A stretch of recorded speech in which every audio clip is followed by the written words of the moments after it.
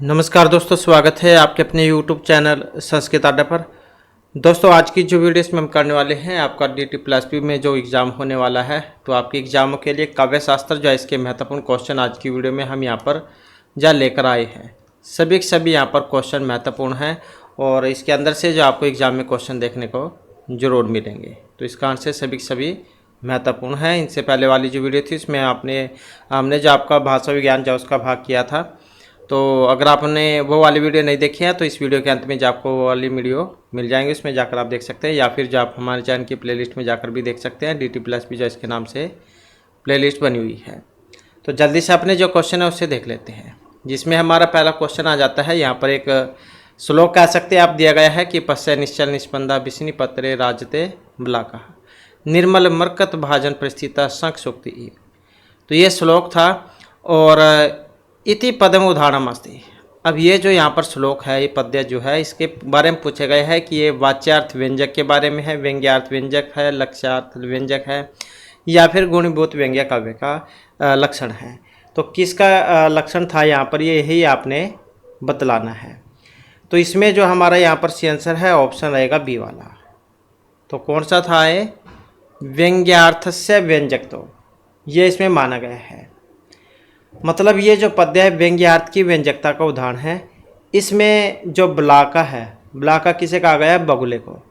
तो बगुले की निडरता लक्षणा शक्ति से सूचित हो रही है और अस्वस्थ रूप लक्ष्यार्थ से उस स्थान की जन शून्यता व्यंजना से सूचित होती है। तो इसलिए यह संकेत स्थान है।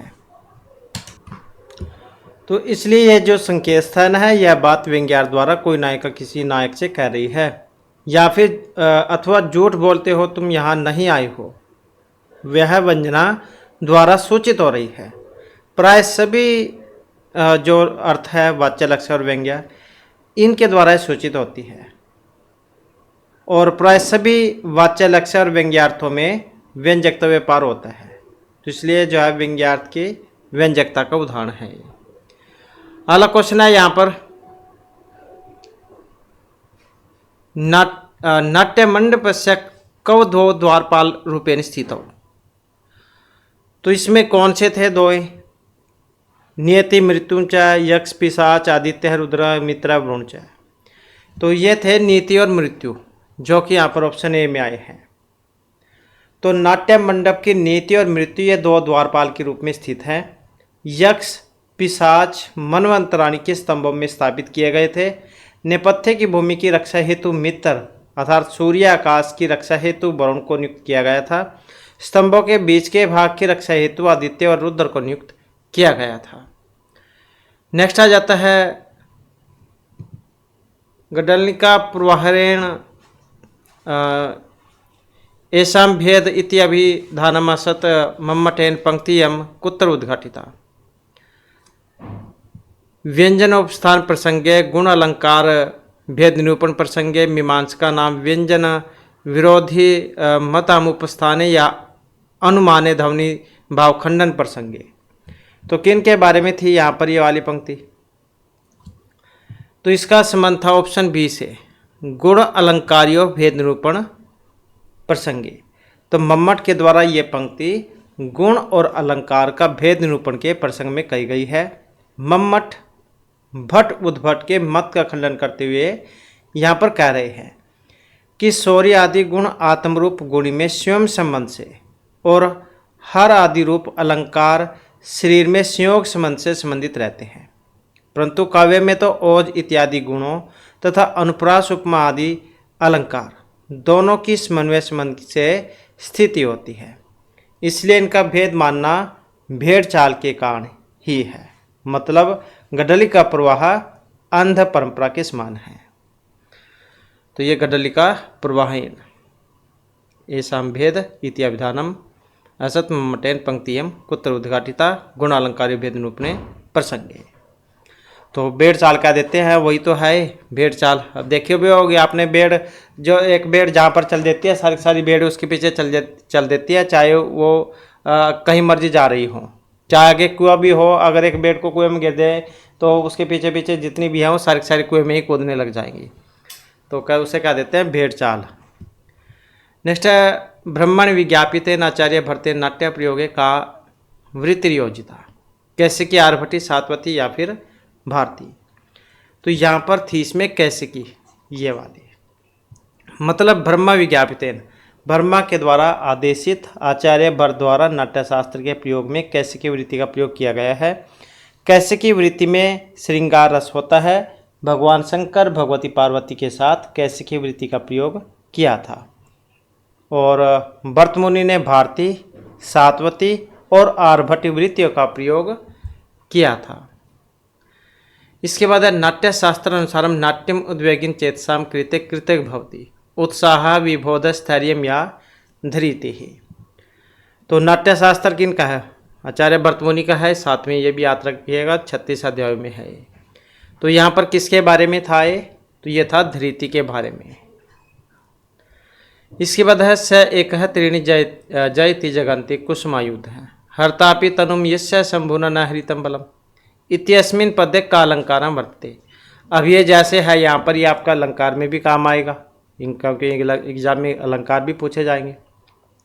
और साथ में जो काव्य शास्त्र है वो भी।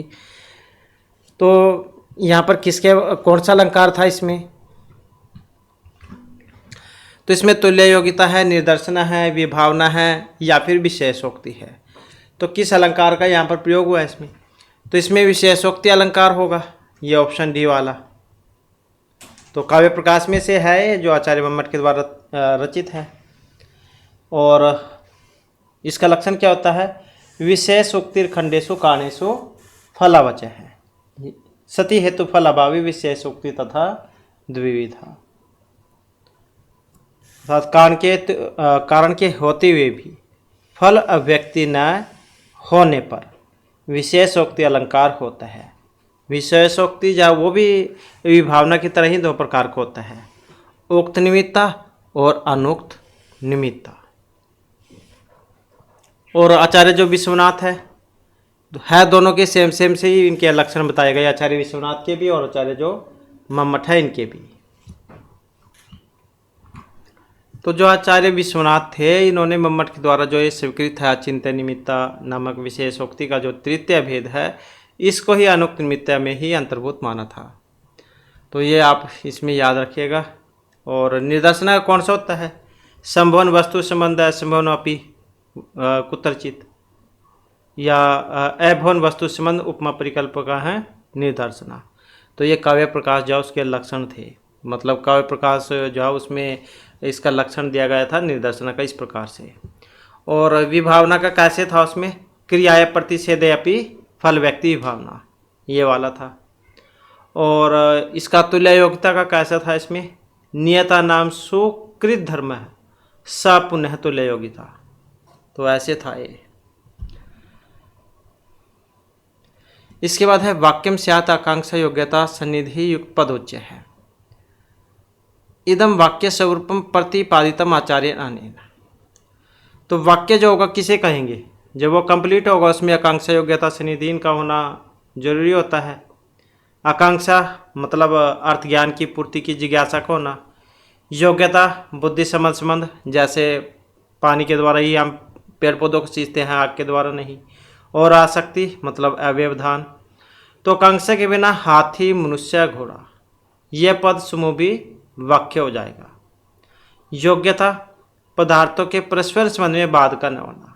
यदि कोई कहे कि बहनी ना सींचती आग से सींचता है तो ये वाक्य नहीं होगा, क्योंकि पानी का काम ही होता है सींचने का। तो आसक्ति इसके लिए अपेक्षित होता है अर्थ के विचार से परस्पर संबंध, दो पदों के बीच समय और पदार्थ दोनों का व्यवधान होना।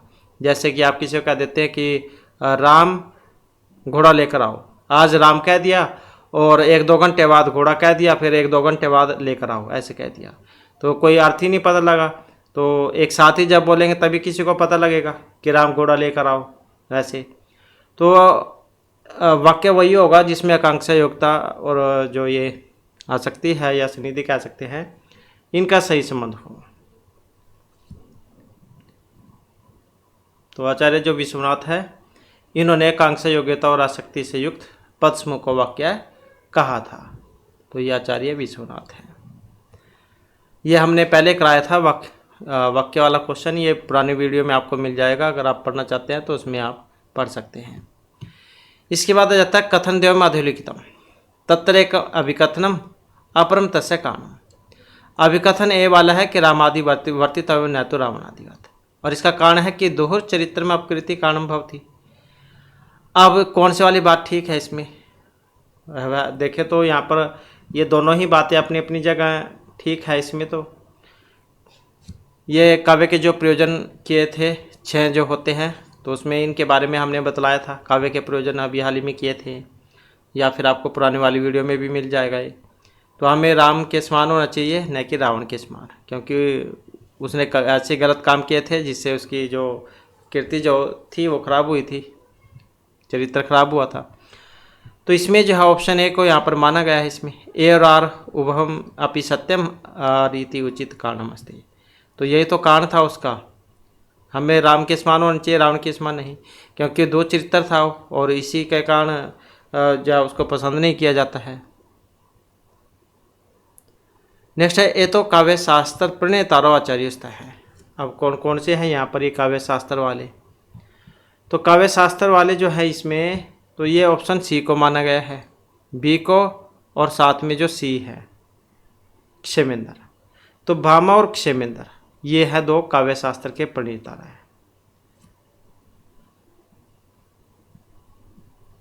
ये जो आचार्य भामा जो है संस्कृत भाषा के प्रसिद्ध आचार्य हुए हैं, और इनका काल निर्णय भी अन्य प्रवर्ती आचार्यों की तरह विवादपूर्ण है। परंतु जो प्रमाण है इससे सिद्ध हुआ है कि भामा 300 ईस्वी से 600 ईस्वी के मध्य में हुए थे, और भरत मुनि के बाद प्रथम आचार्य भामा ही हैं। तो काव्य शास्त्र पर काव्य अलंकार नामक जो ग्रंथ है वो उन्होंने लिखा था। तो इन्हें अलंकार संप्रदाय के जन्म के रूप में भी जाना जाता है, और इनका लक्षण भी है शब्दार्थो संहितो काव्यम। और आचार्य क्षेमेंद्र की अगर हम बात करते हैं तो इनका समय माना गया है 1025 से 1066 के आसपास का। कश्मीरी कवि थे और ब्राह्मण कुल में उत्पन्न हुए थे, और सिंधु के प्रपोत्तर, निम्नास्य के पुत्र, और प्रकाश चंद्र जो है प्रकाश इंद्र मतलब प्रकाश इंद्र, जब हम इनकी संधि कर लेंगे प्रकाश इंद्र, इनके पुत्र थे। तो इन्होंने प्रसिद्ध आलोचक और तंत्र शास्त्र के मर्मज्ञ विद्वान अभिनव गुप्त से साहित्य शास्त्र का अध्ययन किया था। और इनके जो पुत्र थे सोमेंद्र, इन्होंने पिता की रचना बोधिसत्व अवदान कल्पता को एक नया पल्लव कथा जोड़कर पूरा किया था। और इनकी रचनाएं थी रामायण मंजरी, भारत मंजरी, बृहद कथा मंजरी, ये वाली। तो काव्य शास्त्र के जो है यहाँ पर भामा और क्षेमेंद्र इनको माना गया है। अगला क्वेश्चन है अस्मिन् श्लोके अलंकार छंदसौ स्थितियं वर्तते श्रीः करुणामाधिपस्य पालिम प्रजासु वृत्तिम यम युक्तम वेदितुम स वर्णलिंगी विदिता समायोजिष्टम द्वैत्मने। वेरी इंपॉर्टेंट है, बहुत बार आता है एग्जाम में ये वाली, कई बार तो सूक्ति भी आ जाती है। तो श्लोक था इसमें। अब इसमें पूछा गया है उपमा वृत्ति अनुप्रास मालनीय वसंस्थ, कौन से वाला जो अलंकार है उसका प्रयोग यहाँ पर हुआ था इसमें। तो इसमें जो है बी और डी, मतलब ऑप्शन सी वाला बी और डी, वृत्ति अनुप्रास और वसंस्थ, इसको इसमें माना गया था।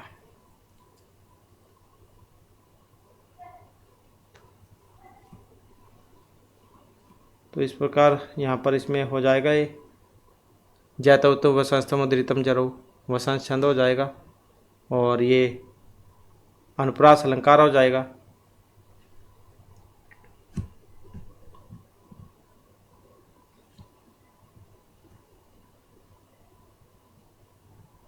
नेक्स्ट आ जाता है क्वेश्चन हमारा, उचितम प्राहुराचार्य है सदृशम के लिए स्यात् इति वचनम वर्तते आनंदवर्धनस्य भामस्य क्षेमेंद्रस्य या आचार्य विश्वनाथस्य। किनका है ये? तो इसका संबंध है ऑप्शन बी से, आचार्य जो क्षेमेंद्र है। तो औचित्य संप्रदाय के प्रवर्तक आचार्य माने गए हैं आचार्य क्षेमेंद्र। उन्होंने औचित्य को काव्य का जीवित तत्व कहा था।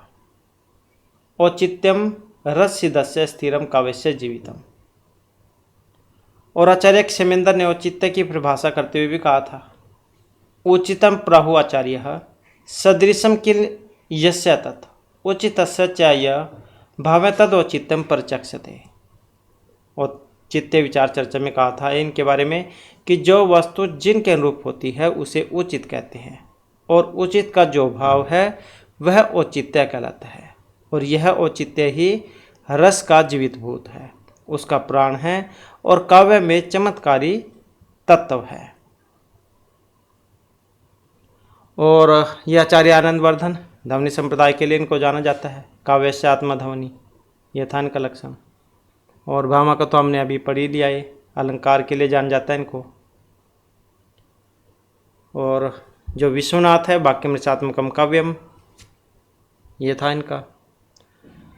इसके बाद आ जाता है अगला क्वेश्चन हमारा। क्वेश्चन है एते अलंकारिक उपमान उपमेय भवता है रूप का विभावनोत्प्रेक्षा या विशेषोक्ति। तो यहाँ पर इसमें देखें तो ऑप्शन बी वाला होगा, ए और सी। तो इसमें कौन सा होगा, रूपकम और साथ में उत्प्रेक्षा, यही होगा इसमें अलंकार, उपमान और उपमेय जिसमें होंगे। इसके बाद है अभवन वस्तु संबंध उपमा परिकल्पक है इति कस्य अलंकार से लक्षणम तुल्य योग्यता दृष्टांत दीपक या निर्दर्शना। तो कौन से अलंकार का है, या अलंकार में भी आपके काम आएगा क्योंकि अलंकार भी एग्जाम में आते हैं। तो निर्दर्शना जो अलंकार है इसका लक्षण था ये, सभवन संभवन वस्तु संबंध है सुमन अपि कुत्रचित अभवन वस्तु संबंध है उपमा परिकल्पक निर्दर्शना। तो जहाँ वस्तुओं का परस्पर संबंध अबाधित अथवा असंभव होता हुआ उनके बिंब प्रतिबिंब भाव का बोधन करे तो वहाँ पर होता है निदर्शन अलंकार। ये इसके बाद है श्रुति रेव स्मृति अनुगच्छत इत्यत्र अलंकार है। तो इसको इस अलंकार का प्रयोग हुआ इसमें। तो इसमें देखें तो उपमा अलंकार इसी का प्रयोग हुआ था। अब ये तो सूक्ति के रूप में भी एग्जाम में आ जाती है। तो सुदक्षिणा नंदिनी रघुवंश महाकाव्य उसमें आ जाती है। फिर ये तो क्या कहा गया था इसमें कि रानी सुदक्षिणा नंदिनी के पीछे उस प्रकार चलती है जैसे वेदों के अर्थ के पीछे स्मृतियाँ चलती है। तो इस कारण से उपमा अलंकार इसमें हुआ था। और इसमें नंदिनी की उपमा वेदों से और सुदक्षिणा की उपमा स्मृतियों से की गई थी। रघुवंश महाकाव्य जो उसमें से है, पढ़ना चाहते हैं तो आपको दूसरे नंबर का श्लोक मिल जाएगा, दूसरे वाले ही सर्ग में। तो द्वितीय सर्ग का दूसरे नंबर का श्लोक है ये। 19 सर्ग हैं इसमें, मिर्ची कालिदास के द्वारा रचित है ये, और 75 श्लोक है इसमें दूसरे वाले में। अगला क्वेश्चन है वाक्य पद्यम इति ग्रंथ केन विरचिता अस्ति महर्षि पतंजलिना भर्तृहरिना महर्षि पाणिनिना या महर्षि दीक्षितेन। तो वाक्य पद्यम किन के द्वारा रचित है। तो महर्षि भर्तृहरि 3 शतकों के लिए जाना जाता है, नीति श्रृंगार और वैराग्य शतक। इसके अलावा जो ये वाक्य पद्यम है ये भी इनकी रचना है। इसके बाद है वाक्य पद्यमिति अनुसारम आनंदे निधनेन ब्रह्मण रूपेण की मुक्तम रस तत्वम सब तत्वम विवर्त या फिर काल है। तो भर्तृहरि रचित वाक्य पद्यानुसार सब तत्व अन आदि निधन ब्रह्मा रूप के द्वारा मुक्त है। तो इन्होंने सब तत्व की महत्ता प्रदर्शित की है। तो कौन सा हो जाएगा यहाँ पर, ये वाला हो जाएगा सब तत्व वाला।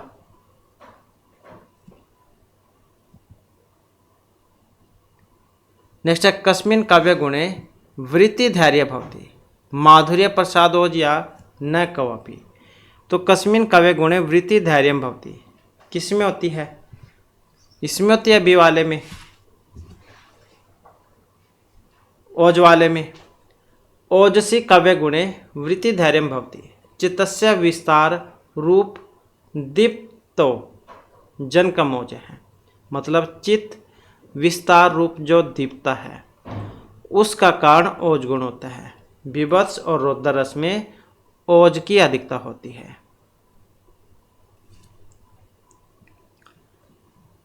और माधुर्य वाला, हृदय को आनंद उल्लास से प्रवृत्त करने वाली कोमल कांत पदावली से युक्त रचना माधुर्य गुण संपन्न होती है। श्रृंगार, हास्य, करुण आदि रसों से युक्त श्लोकों में माधुर्य गुण होता है। और प्रसाद, जिस प्रकार सुखेंद्र में अग्नि सहसा व्याप्त हो जाती है उसी प्रकार से स्वच्छ वस्त्र में पानी सहसा व्याप्त हो जाता है। तो इसी प्रकार जो गुण सहसा ही चित्त में व्याप्त हो जाता है वही है प्रसाद गुण। जो उसमें आया था इसका उदाहरण अभिज्ञान शकुंतलम में कि दुष्यंतेन अहितम तेजा दधानाम भूते भूव है अवेहि तन्याम ब्रह्म अग्निगर्भाम समीम इव वाला आया था। जैसे दुष्यंत, ये शकुंतला दुष्यंत के तेज को अपने अंदर धारण किए हुए है, जैसे कि समी का वृक्ष होता है उसके अंदर आग होती है। तो ये आया था इसमें श्लोक अभिज्ञान शकुंतलम में। नेक्स्ट है एकस्य अनेकस्य या व्यंजनस्य द्वि बहुकृत्यो वा सदृशम भवति छेकनपुरास लटावृत्ति या यमकम। एकस्य अनेकस्य या व्यंजनस्य द्वि बहुकृत्यो वा सदृशम भवति। तो क्या होता है इसमें छेकनपुरास, छेकनपुरास ही होता है, मतलब एक से अधिक व्यंजनों का एक बार सादृश्य है, ये होगा छेकनपुरास। और लटनपुरास, शब्दनप्रास वह है जहाँ केवल तात्पर्य मात्र का भेद होता है, तो वो कहलाएगा लटनप्रास। और यमक, भिन्न भिन्न अर्थ वाले वर्ण समुदाय का पूर्व क्रम से ही आवृत्ति यमक अलंकार होती है। नेक्स्ट है अधोलिखितेषु श्लेष अलंकार भेदो नास्ति वर्ण वचन पद या वाक्य। तो श्लेष अलंकार का एक भेद नहीं था। अब कौन सा था, तो यही बतलाना है इसमें। अब कौन से वाला नहीं था इसमें, यही था ऑप्शन डी वाला वाक्य श्लेष।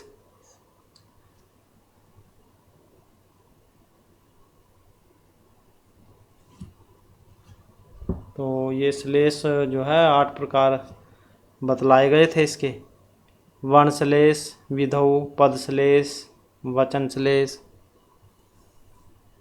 तो ये नहीं था इसमें। अगला क्वेश्चन है साधर्म्यम उपमा भेदे इत्यत्र भेद ग्रहणम अस्ति उत्प्रेक्षा व्यवच्छेदाय अन्वय रूपक या अपनुति। तो साधर्म्यम उपमा भेदे तो किसका है, अनन्वय विच्छेदाय, इसी का ऑप्शन सी वाले का। मतलब उपमान तथा उपमेय का ही साधर्म्य होता है, कार्य कांड आदि का नहीं। तो इसलिए उन दोनों का ही समान धर्म से संबंध होना उपमा है। तो उपमा के लक्षण में वेद शब्द का ग्रहण अनन्वय अलंकार, जहाँ उपमान और उपमेय का भेद नहीं होता, वही व्यावृत्ति यहाँ पर की गई है।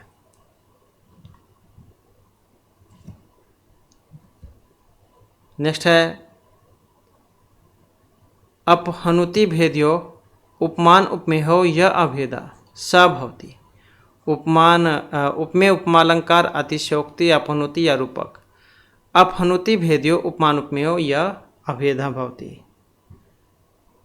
तो कौन सा होगा उसमें, रूपक, यही होगा इसमें।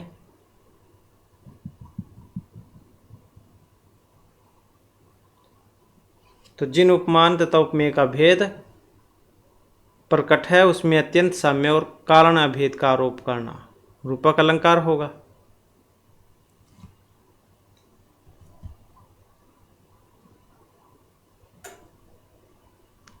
नेक्स्ट है भरत अनुसारम नाट्य रसाः संगृहीताः सन्ति। ऋग साम यजु अथ। 4 वेद होते हैं, ऋग यजु साम और अथर्ववेद। सारों के ऋत्विक भी अलग होते हैं, ऋग्वेद होता, यजुर्वेद का दर्व्यु, सामवेद का उद्गाता और अथर्ववेद का ब्रह्मा, ऐसे होते हैं।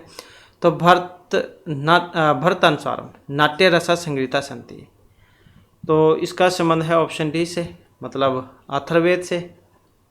तो भरत मुनि के अनुसार नाट्य में रसों का संग्रह है, अथर्ववेद जो है इसमें से लिया गया है। अथर्वा जो ऋषि थे इनके नाम पर इसका नाम पड़ा था ये अथर्ववेद।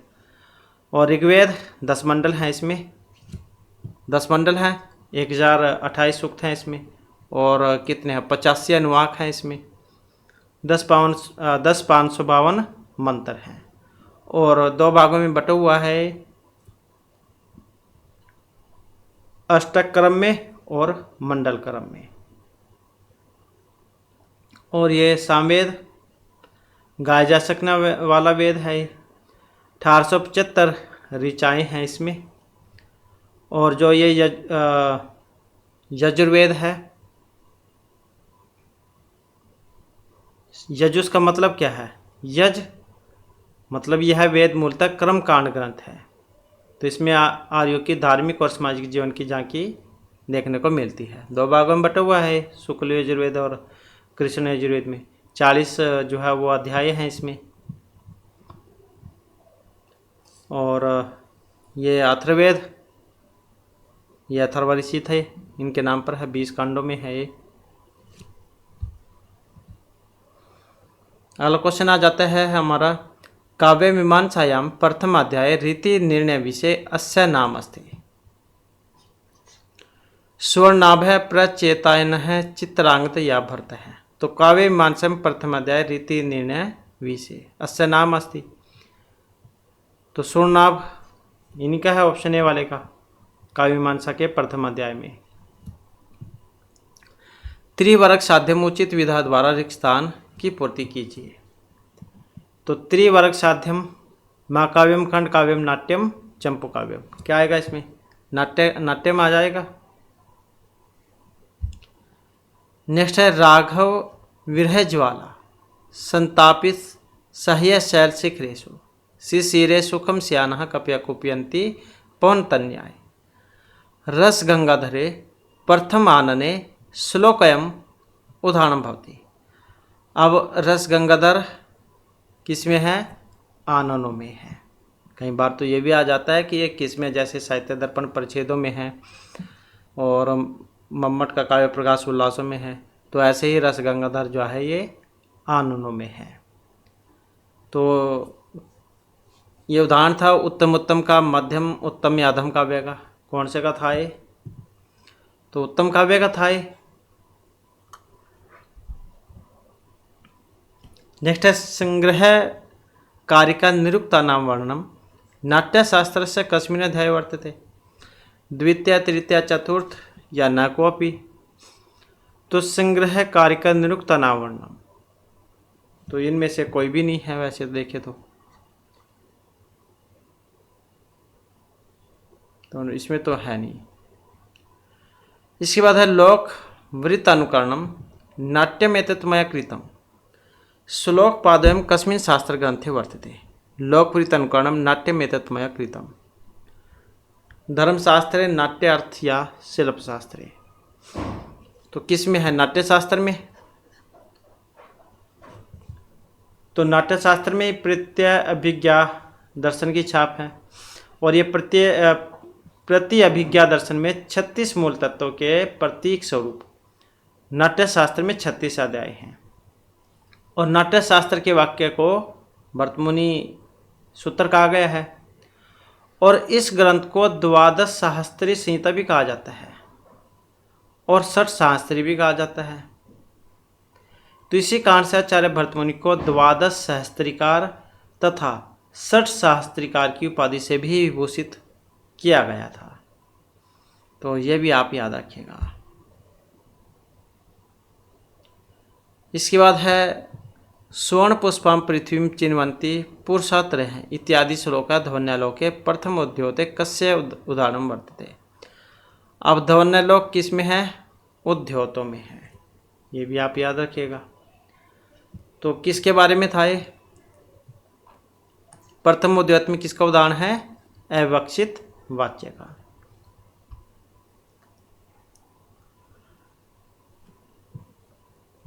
इसके बाद है आचार्य धनंजय मते भूयसे फल लाभाय औत्सुक्य मात्रम भवति आरंभ यत्न प्राप्ति आशा या फल आगम है। तो धनंजय मते भूयसे फल लाभाय औत्सुक्य मात्रम भवति, आरंभ जो कि ऑप्शन ए में है। तो धनंजय के द्वारा कौन सा काव्य लिखा गया था? 10 रूपक। तो इसी में है औत्सुक्य मात्र के बारे में। तो भूयसे फल लाभाय औत्सुक्य मात्रम, इससे आरंभ होता है ये। इसके बाद है कालक्रम अनुसार तालिका में चुनित। तो समय के अनुसार इनको क्रम वाइज बताना है। तो क्रम वाइज कैसे हुए थे? भर्तमुनि सबसे पहले, फिर आचार्य मम्मट, फिर आचार्य ये विश्वनाथ, बाद में पंडितराज जगन्नाथ, ऐसे। तो ऐसे था इनका क्रम, ये बी वाला, ए वाला।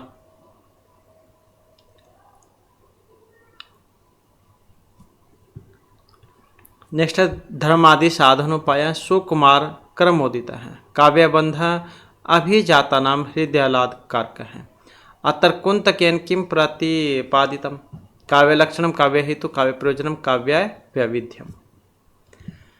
तो इसमें जो था ये काव्य के प्रयोजन में, ऑप्शन जो सी में है। तो आचार्य कुंतक का काव्य प्रयोजन का लक्षण है ये, और तो ऑप्शन सी इसमें हो जाएगा ये। और वक्रोक्ति जो संप्रदाय उसके लिए जान जाता है इन्हें, वक्रोक्ति काव्य जीवितम, ये लक्षण था इनका। नेक्स्ट आ जाता है लिम्पति तमंगनी वर्षिति वजनम नभ है सत्पुरुषे दृष्टि फिर तम गता, ऐसे श्लोक आया था ये। अलंकार कौन सा इसमें? वेरी वेरी इंपॉर्टेंट है, बहुत ज़्यादा पूछा जाता है एग्जाम में। तो इसमें है उत्प्रेक्ष अलंकार, संभानम अतुत्प्रेक्षा परिकृत से स्मेनियत, ये इसका लक्षण होता है। श्रुतिरेव स्मृति अनुगच्छत, इसमें अलंकार था। कौन सा अलंकार था इसमें? तो उपमा अलंकार था इसमें, साधर्म्यम उपमा भेदे वाला। रघुवंश महाकाव्य में से है, जिस प्रकार से श्रुतियाँ वेद का अनुसरण करती है उसी प्रकार से रानी सुदक्षिणा नंदिनी गाय का अनुसरण करती है, क्योंकि उसकी सेवा करते थे, इनका पुत्र नहीं था। तो ऋषि के द्वारा इनको बतलाया गया था कि तभी तुम्हारा पुत्र होगा अगर तुम गाय की सेवा करोगे। नेक्स्ट है शब्दार्थ वर्ति सत्यस्य सुंदरम प्रतिपादनम काव्यस्य लक्षणम ज्ञेयम् इति काव्य लक्षणम वर्तते। विद्याधर शास्त्री ने ब्रह्मानंद शर्मा ने मथुरानाथ शास्त्री ने नित्यानंद शास्त्री ने है। शब्दार्थ वर्ति सत्यस्य सुंदरम प्रतिपादनम, तो ये काव्य लक्षण है ब्रह्मानंद शर्मा का, ऑप्शन जो बी में है। तो शब्द और अर्थ पर आधारित सत्य का सुंदर प्रतिपादन ही काव्य का लक्षण है। तो ये काव्य लक्षण जो थे ब्रह्मानंद शर्मा के थे। इसके बाद है ब्रह्मज्ञ नाट्य योजितावृत्ति अस्ति भारती कैसिकी सातवती आर्यभट्टी, कैसिकी थी इसमें, ऑप्शन बी वाली। तो कैसिकी जो है उस नायक के व्यापार अर्थात स्वभाव को ही वृत्ति कहते हैं। उस नायक के व्यापार अर्थात स्वभाव को ही वृत्ति कहते हैं। कैसिकी वृत्ति उसे कहेंगे जो नृत्य गीत एवं विलास इत्यादि श्रृंगारिक चेष्टाओं से सुकुमारता को प्राप्त हो।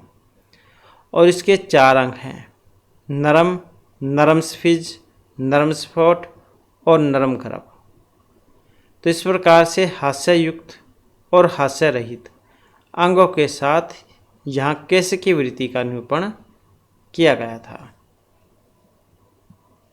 और भारती क्या होती है? तो नाट्य शास्त्र के अनुसार भारतीय वृत्ति को वाक व्यापार प्रधाना पुरुष प्रयोज्या स्त्री वर्जिना तथा संस्कृत पाठ्य से युक्त होती है। सर्वनाम धन्य भर्तों के द्वारा प्रयुक्त होने के कारण इसे भारतीय वृत्ति कहा गया है। 4 अंग है इसके, प्ररोचना, आमुख, वीथी और प्रहसन। और जो ये सातवती है, सत्व प्रधान व्यवहारों से समन्वित वृत्ति को सातवती वृत्ति कहा गया है। नाट्य प्रयोग काल में विविध वाक्यों के प्रसंग में वाचिक एवं आंगिक अभिनयों के साथ सत्व प्रधान मनोवेगों की अधिकता होने पर इस वृत्ति को सात्विक कहा गया है। और इसके 4 भेद स्वीकार किए गए हैं: उत्थापक, परिवर्तक, समलापक और समघात्य है। और ये आरभटी क्या है? तो माया, इंद्रजाल, संग्राम, असत्य भाषण का जहाँ प्रधान रूप से वर्णन किया जाए, माया, इंद्रजाल, संग्राम, असत्य भाषण का जहाँ प्रधान रूप से वर्णन किया जाए वहाँ आरभटी वृत्ति होती है। और इसको किसी भी प्रकार के अभिनय में प्रयोग किया जाता है। तो नाट्य शास्त्र में इसके 4 भेद स्वीकार किए गए थे: संक्षिप्तता, अवपातन, वस्तुत्थापन और संस्फोट। ये वाले अगला क्वेश्चन आ जाता है हमारा, स्त्री जनादृते का वृत्ति प्रयोक्तम शक्या वर्तते, भारती, आरभटी, सातवती या कैसिकी। स्त्री जनादृते तो कैसिकी थी इसमें, ऑप्शन डी वाली। तो संस्कृत जो काव्य शास्त्र है इसमें 4 नाट्यवृत्तियों में से एक कैसिकी भी है जिसका संबंध केश से है। तो विद्वानों के अनुसार केश की शोभा स्त्रियों में होती है, बालों से सुंदर लगती है स्त्री, तो इसलिए स्त्रियों की चेष्टाओं के समान चेष्टा प्रदान होने से कैसिकी का होना अति आवश्यक माना गया है। तो जैसे लड़की है जिसके बाल सुंदर होते हैं उससे और भी सुंदर लगती है वो, मतलब लड़की जो होती है बालों से सुंदर लगती है, जिसके काले बाल लंबे घने होते हैं। नेक्स्ट है प्राप्ति आशा नाम, संधि विशेष, रूपक, अवस्था या अनुभव विशेष है। क्या होती है प्राप्ति आशा? तो ये जो 10 रूपक है इसमें 5 कार्य की अवस्थाएं बतलाई गई थी। ये हमने अलग अलग भी कराए थे पहले, पुराने वाली वीडियो जो है उसमें मिल जाएंगे आपको ये। तो 10 रूपक में 5 कार्य की अवस्था बतलाई गई थी: आरंभ, यतन, प्राप्ति आशा, नियताप्ति और फलागम, ये वाली। तो उसमें से है ये। तो प्राप्ति की आशा होना यही है जिसकी कोई उम्मीद आप लगाए रखते हैं। तो जैसे अपना एग्ज़ाम ही लगा लो, आपका DT+P या कोई अन्य राज्य में अन्य एग्ज़ाम है, तो आप ऐसी इच्छा करते हैं कि आपकी 12वीं ही आपका एग्ज़ाम क्लियर हो जाएगा, आपको जो अपनी सरकारी नौकरी प्राप्त हो जाएगी, तो ऐसी उम्मीद लगाए रखते हैं सारे। तो पाए संग का भ्याम प्राप्ति आशा प्राप्ति संभव है। तो यह अवस्था विशेष है यहाँ पर, इसका नाम प्राप्ति की आशा, प्राप्ति आशा। नेक्स्ट है नाट्य शास्त्र अनुसारम दंड भवति, त्रिहास, चतु, पंच या सप्तहास। भतमुनि का था नाट्य शास्त्री। अब दंड के बारे में क्या बतलाया गया था इसमें? तो 4 हाथ का बतलाया गया था, चतुर्हस्त है। दूसरा जो अध्याय है उसमें बतलाया था इसके बारे में। इसके बाद है भरत अनुसारम मृत्युलोके सर्वेषां प्रेक्षगृहाणां श्रेष्ठम भवति, ज्येष्ठम, मध्यमम, कन्या या नेत्रियम। तो भरत मुनि जो इन्होंने अपने नाट्य शास्त्र में द्वितीय अध्याय में 3 प्रकार के प्रेक्षगृहों का विधान किया था, जिसमें ज्येष्ठ था और ये मध्यम था और अवर था। तीसरे नंबर का कौन सा था? अवर, अधम कह देते हैं जिसे, वो वाला। तो इसमें ज्येष्ठ, मध्यम और अवर, सबसे छोटे वाला कनिष्ठ कह देते हैं जिसको, ये थे इसमें। तो इसमें ज्येष्ठ जो है वो जीकृष्ट, चतुर, अस्तर तथा त्रिस्तर, मतलब 22 हाथ लंबा होता है। और इनमें से ज्येष्ठ देवताओं का, मध्य राजाओं का और कनियस या छोटा साधारण लोगों का होता है। तो भरत ने 3 प्रकार के प्रेक्षागृहों में मध्यम, विकृष्ट, चतुरस्तर तथा त्रिस्तर को ही प्रशस्त माना था, क्योंकि इसमें षष्ठ्य और के सब कुछ अत्यंत सुविधा के साथ स्पष्ट सुनाई पड़ता है। तो हाथ की नाप का जो क्रम है, 8 अणु का एक रज होता है, 8 रज का बाल होता है, 8 बाल का लिक्सा होता है और 8 लिक्सा का युग होता है, 8 युग का यव होता है और 8 यव का अंगुल होता है और 24 जो अंगुल है इसका एक हाथ होता है।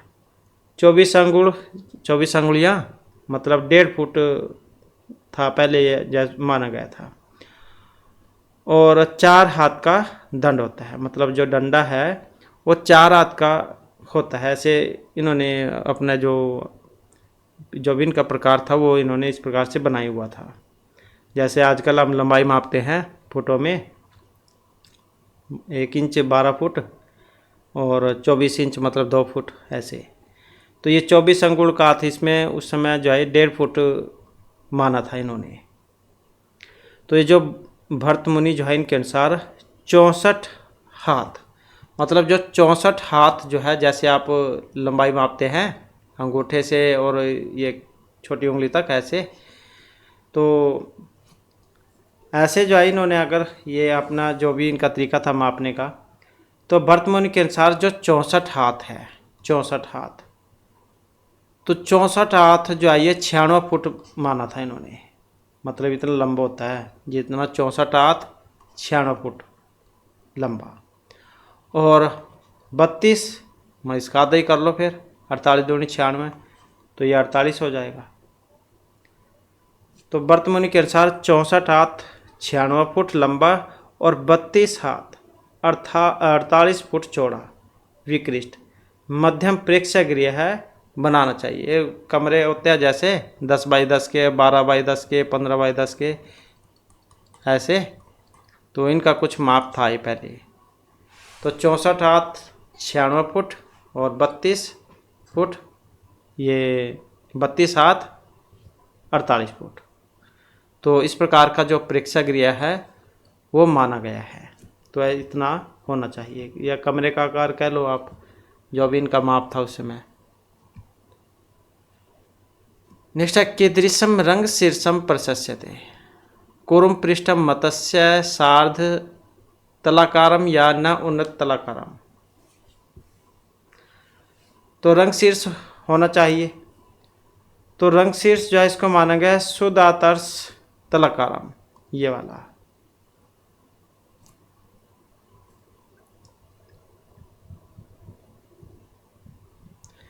अगला क्वेश्चन है हमारा, भरत अनुसारम नाट्य रसा समृता संति अष्टो 9 10 या 11। तो कितने थे भरत मुनि के नाट्य शास्त्र में रस? तो इसमें 8 थे, 8 ही तो होते हैं। ये स्थाई भाव भी इतनी ही है। तो रस वैसे तो 9 होते हैं, लेकिन इन्होंने 8 माने थे। अलग अलग आचार्य हैं, तो किन्होंने 8 माने हैं, किसी ने 9 माने हैं। रस 9 होते हैं। श्रृंगार हास्य करुण रोदर वीर भयानक विभत्स अद्भुत शांत, ऐसे। तो कुछ आचार्य ने 8 भी माने थे। भरत मुनि उन्होंने 8 माने थे।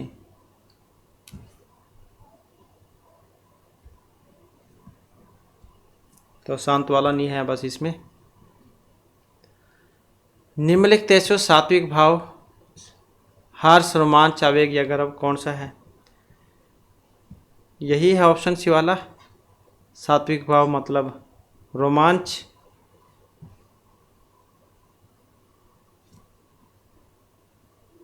तो रोमांच मतलब ये उत्सव आदि से होने वाली जो प्रसन्नता है वही हर्ष कहलाती है, खुशी। तो इसमें असुर स्नेह गदगद होना ये भाव होते हैं। प्रिय का आगमन या किसी को पुत्र जन्म होता है, उत्सव आदि भाव से उत्पन्न वाली चित्त की प्रसन्नता ही हर्ष है।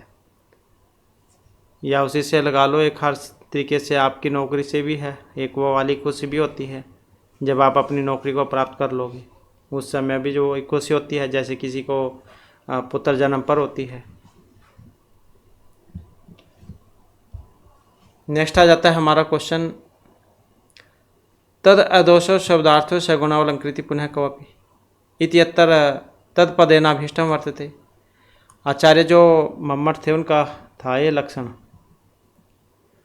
तो इसमें किन के बारे में है? काव्यकांड, स्वरूप, काव्य लक्षण क्या थे?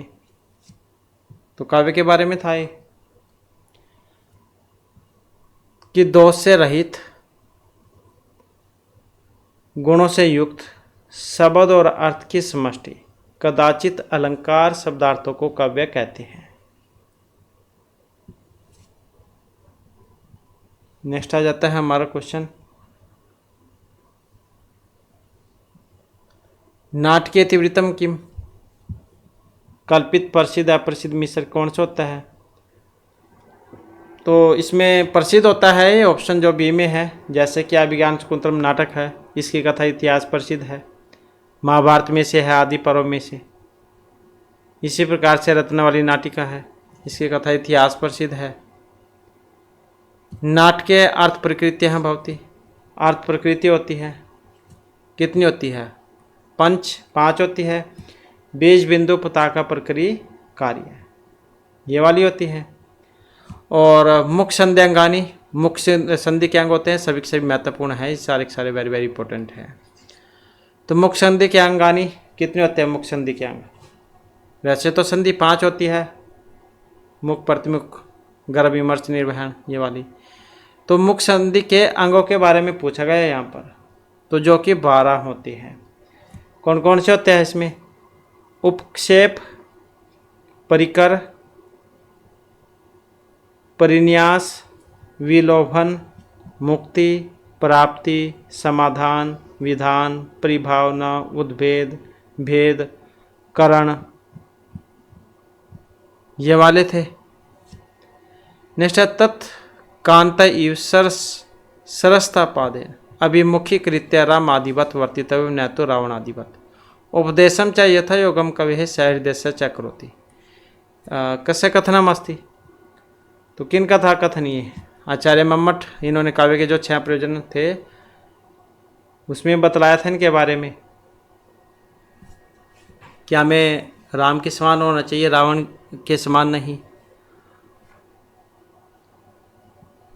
और पत्नी जैसे होती है गलत काम से अपने पति को हटाती है और अच्छे कार्य की ओर लगाती है, इसी प्रकार से काव्य होता है, वो भी व्यक्ति को अच्छे काम की ओर ले जाता है।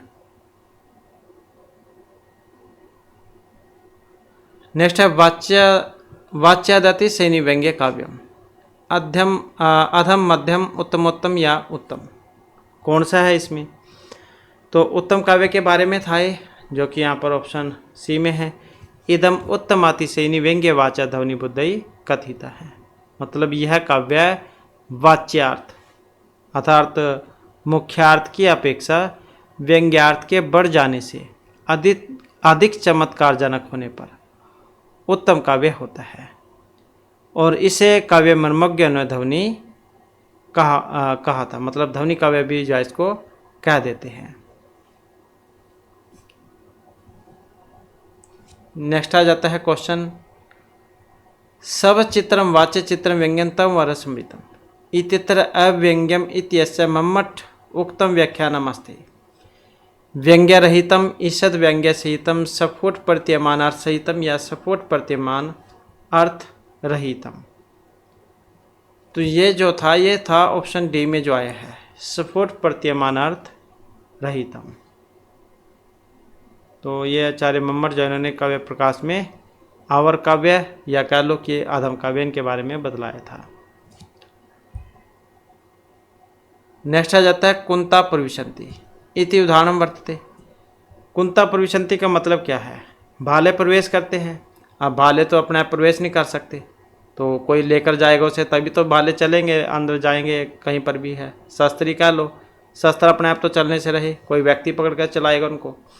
तो कुंता प्रविशन्ति, भाले प्रवेश करते हैं, ये उदाहरण था। तो किसका उदाहरण था ये?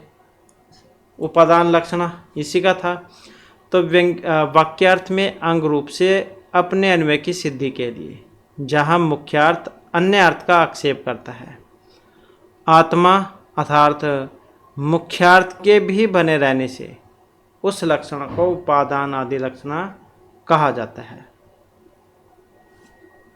मुख्यार्थ बाद होने पर और उस मुख्यार्थ के साथ संबंध होने पर प्रसिद्धि से या प्रयोजन से जिस वृत्ति के द्वारा अन्य अर्थ की प्रतीति होती है तो वह शब्द में कल्पित आरोपित वृत्ति या व्यापार क्रिया लक्षणा होती है। तो इस प्रकार से जो हमारी क्लास फिर महत्वपूर्ण क्वेश्चन थे। नेक्स्ट वीडियो की इसमें आपके लिए नए जो महत्वपूर्ण क्वेश्चन हम लेकर आएंगे और हमारे साथ अंतर बनाने के लिए धन्यवाद।